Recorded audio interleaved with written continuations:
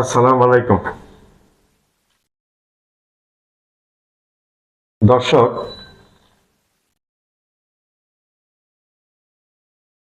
ভারত কোনো মতে চীনের হাত থেকে নিষ্কৃতি পাচ্ছে না। একটা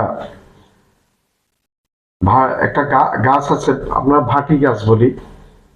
ওই গাছের আটা যেরকম আটকে থাকে, এখন চীন কিন্তু ভারতের সাথে ওইভাবেই হয়ে আছে। এটা হওয়া উচিত আমি মনে করি। এই ভারত বাংলাদেশকে বিগত বাংলা স্বাধীন হয়েছে পর্যন্ত এই ভারত বাংলাদেশকে মনে করতো বাংলাদেশ একটি কলোনি স্টেট ভারতের। এটা তাদের মন মানসিকতা ওইভাবে গড়ে উঠেছিল।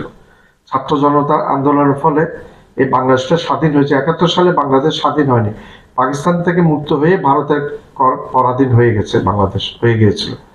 সেই স্বাধীনতা, প্রকৃত স্বাধীনতার অর্ধেক, কিছুটা 80% স্বাধীনতা পেয়েছে বাংলাদেশ 2024 সালে 5ই আগস্ট শেখ হাসিনার তক্তা পলটে পড়ে, শেখ হাসিনার পতনের পরে, ফ্যাসিস্ট হাসিনার পতনের পরে। তো এখন বাংলাদেশকে যেভাবে ভারত অত্যাচার করছে, সীমান্তে হত্যা, সীমান্তে কাঁটাতারে বেড়া, জোর করে বাংলাদেশের এরিয়াতে ঢুকে যাওয়া, তারপর বিএসএফ দিয়ে ভয় দেখানো, ট্যাঙ্ক দিয়ে মহড়া চালানো, তারপর প্রতিনিয়ত বাংলাদেশ দখল করার হুমকি, এই সমস্ত হুমকি দুমকি বাংলাদেশ কিন্তু কেয়ার করে না, ভয় পায় না। ডক্টর মোহাম্মদ ইউনূস সাহেব ভয় পায় না এগুলোকে। এখন যেটা প্রশ্ন হচ্ছে, বাংলাদেশকে তোমরা যেটা দেখাচ্ছ সেটা এখন তোমরা চীন থেকে পাচ্ছ। চীনের কাছ থেকে তোমরা মনে হয় নিষ্কৃতি পাবে না, তোমাদের পিছনে আঠার মতো লেগে আছে।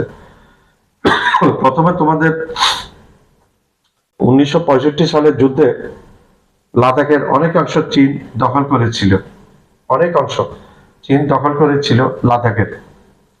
আর এখন গত বছর 2024 সালে প্রায় 60 কিলোমিটার, 60 কিলোমিটার অভ্যন্তরে অরুণাচল প্রদেশের অভ্যন্তরে চীন ঢুকে গেছিল এবং এগুলা দখল করে আছে।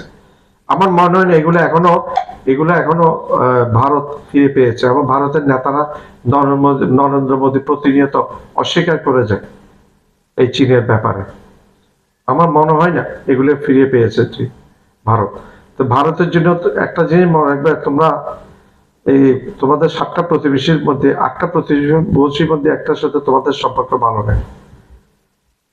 তো তোমরা আমাদের সাথে বিমাতা সুলভ আচরণ করছো ছোট একটা বাংলাদেশের প্রতি। এখন আল্লাহ রাব্বুল আলামিন তোমাদেরকেও চীন দ্বারা তোমাদেরকে নির্যাতিত করে রাখবে। চীনের মাধ্যমে চীন এবং পাকিস্তান মুসলিম দেশের হাতে তোমাদের পাঞ্জাব স্বাধীন হবে একদিন, খালিস্তান ফিরে পাবে এবং কাশ্মীর স্বাধীন হয়ে যাবে। কিছুতেই রাখতে পারবে না। তোমাদের চিকেন নেক হারাবে, চিকেন নেক হারাতে গিয়ে স্যাভেজিসটাকে তোমরা হারাবে। এটা তোমাদের বিধির লিখন আছে, এটা তোমরা পরিবর্তন করতে পারবে না। তোমরা যেভাবে প্রতিবেশীদের সাথে, ছোট প্রতিবেশীদের সাথে, তোমরা পাকিস্তানের সাথে তো পারো না, চীনের সাথে চোখও তুলতে পারো না।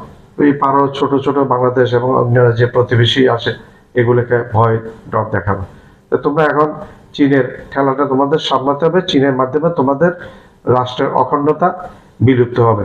তোমরা অখণ্ড ভারত থাকতে পারবে না। চীন, পাকিস্তান এবং মুসলিম দেশের মাধ্যমে তোমাদের ভারত ছিন্ন বিচ্ছিন্ন হয়ে যাবে, সেই অপেক্ষায় আমরা আছি। কোনোভাবেই চীনের হাত থেকে নিস্তার পাচ্ছে না ভারত। সীমান্তে ভারতকে চেপে ধরেছে শি জিনপিং এর দেশটি। আবারও লাদাখ সীমান্তে চীনের নতুন স্থাপনা নির্মাণের তথ্য উঠে এসেছে ভারতীয় গণমাধ্যম এনডিটিভির প্রতিবেদনে। লাইন অব অ্যাকচুয়াল কন্ট্রোলের সেই অংশে রয়েছে রাস্তাঘাট ও বৈদ্যুতিক সংযোগ, যোগাযোগ সুবিধা সহ সব ধরনের ব্যবস্থা।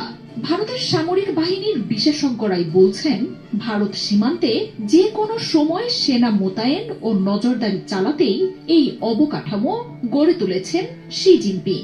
আর এমন সময়ে এই নির্মাণ যজ্ঞের খবর সামনে এসেছে যখন চীনের সাথে সীমান্ত নিয়ে সমঝোতা করতে আপ্রাণ চেষ্টা করছেন নরেন্দ্র মোদী। স্যাটেলাইট ইমেজের তথ্য দিয়ে এনডিটিভি বলছে, লাদাখে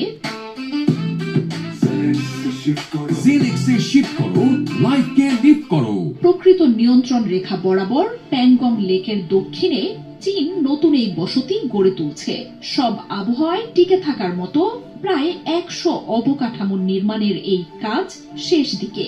এরই মধ্যে নতুন এই বসতির জন্য রাস্তাঘাটের নির্মাণ কাজ শেষ করেছে চীন।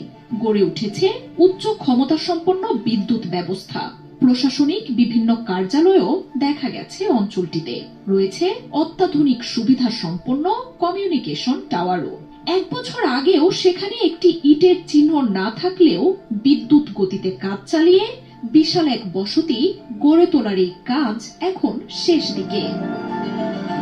তবে চীনের এই বিশাল কর্মযজ্ঞ ভারতকে খাদের কিনারায় এনে দাঁড় করিয়েছে।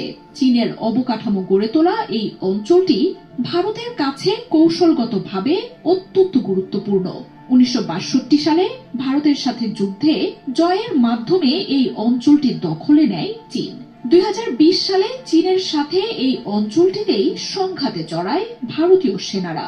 এছাড়াও ভবিষ্যতে দুই দেশের কোনো সংঘাত হলে তা যে এই অঞ্চলটিতেই হবে সেটাও অনেকটাই নিশ্চিত করেছেন প্রতিরক্ষা বিশেষজ্ঞরা।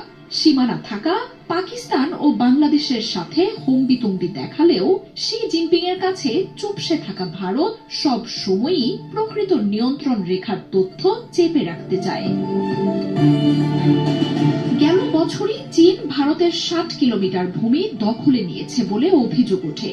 এরপর চলতি বছরই বিরোধী দলীয় নেতা রাহুল গান্ধী বিস্ফোরক এক তথ্যে জানান ভারতের 4000 কিলোমিটার ভূমির ভেতরে বসে আছে শি জিনপিং এর সেনারা। তবে এসব তথ্যই অস্বীকার করে নরেন্দ্র মোদীর সরকার। তবে উত্তেজনা কমাতে বরাবরের মতো এবারও চীনের এই অবকাঠামো ঘিরে তেমন কোনো উদ্বেগ জানায়নি ভারতের সেনাবাহিনী। উল্টো সীমান্ত থেকে এই বসতি বেশ খানিকটা দূরে ও তার নির্মাণে সীমানা আইন লঙ্ঘন হয়নি বলে জানাচ্ছে বাহিনীটি।